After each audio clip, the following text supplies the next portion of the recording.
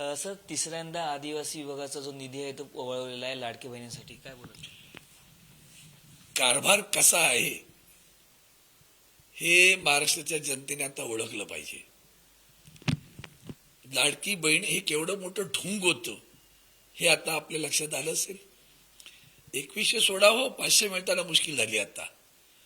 मग हा जो निधी वळवला जातो सातत्यानं, म्हणजे महाराष्ट्राची आर्थिक स्थिती किती विदारक आहे हे यातून सूचित होतं, समोर येते सातत्यानं. पण सतत ढोंग, कुठला तरी उद्घाटन, कुठल्या तरी जाहिराती आणि लोकांना फसवत राहायचं सतत, हा धंदाही यांचा. महाराष्ट्राचं वाटोळं केलंय.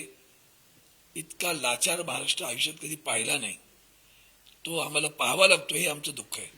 सर, कुठेतरी रामदास कदम यांनी टीका केली आहे उद्धव ठाकरेंवरती की स्विस बँकेमध्ये जो 27,000 कोटी आहेत ते कधीतरी बाहेर येतील. शिवसेना, उद्धव ठाकरे मुख्यमंत्री झाले नसते तर शिवसेना तुटली नसती. चिखलात लोडणारी माणसं आहे ती.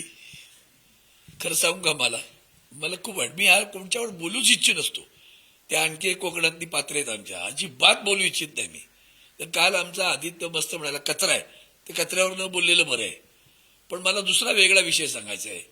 वंदनीय हिंदू हृदय सम्राट शिवसेना प्रमुख श्रीमान बाळासाहेब ठाकरे यांनी शिवसेना निर्माण केली आणि आम्ही सगळेच आहे शिवसैनिक, आमदार, खासदार, नगरसेवक, महापौर, नगराध्यक्ष, जे काही झालो त्या दैवताच्या आणि आदरणीय उद्धवजींच्या आशीर्वादाने आणि प्रेरणेने झाले. लक्षात घ्या, वंदनीय शिवसेना प्रमुख 2012ला गेल्या, 2025 आहे. यांना उमेदवार दिल्या कोणी? उद्धवजींनी ना. यांना मंत्री कोणी केलं? आदरणीय उद्धवजींनी ना. मग त्या मातोश्रीने तुम्हाला एवढं मोठं केलं. उलट आम्ही सर्वांनी उदारपणे म्हणायला पाहिजे, साहेब तुम्ही मुख्यमंत्री व्हा. मातोश्रीने आयुष्यात कधी काही घेतलं नाही, निदान तुम्ही एकदा तरी व्हा मुख्यमंत्री, आम्हाला आनंद वाटेल. तो आनंद वाटायच्या ऐवजी त्यांनी घरात राहावं आणि आम्ही बंगल्यात मजेत राहावं, हे कृतज्ञ लोक येतो. याच्यापेक्षा खाण्याडे शब्द आणखीन मराठीत नाहीत. इतके कृतज्ञ लोकांची तुमचं अस्तित्व काय हो? कोण तुम्ही? काय तुमची लायकी आहे मला सांगा बरं. काय तुमचं कर्तृत्व आहे?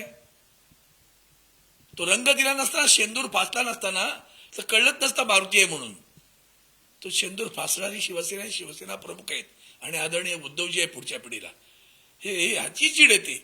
झाले आनंद काय आयुष्यावर जर झाले ना काय वाईट. उलट महाराष्ट्र वाचला, कारण उद्धवजी साहेब मुख्यमंत्री होते म्हणून.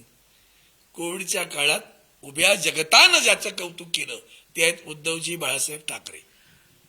त्या उद्धवजींनी जी पावलं उचलली ती देशात कुठल्याच मुख्यमंत्र्यांनी उचललेली नाही आहेत.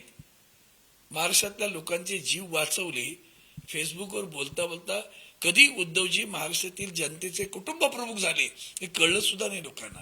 ते कुटुंब प्रमुख झालेत. बरं, एवढं ज्यांना कळत नाही ना ते असे चिखलफेक करत असतात. कारण कोण चिखलात लोळतं हे सांगण्याची गरज आहे का? चला, हे होते, आपण बघितलं की अरविंद सावंत सर कोण चिखलात लोळतं हे त्यांनी सांगितलं. कॅमेरा पर्सन नागेश सर, मी पद्मेश पवार, पुढारी न्यूज, मुंबई.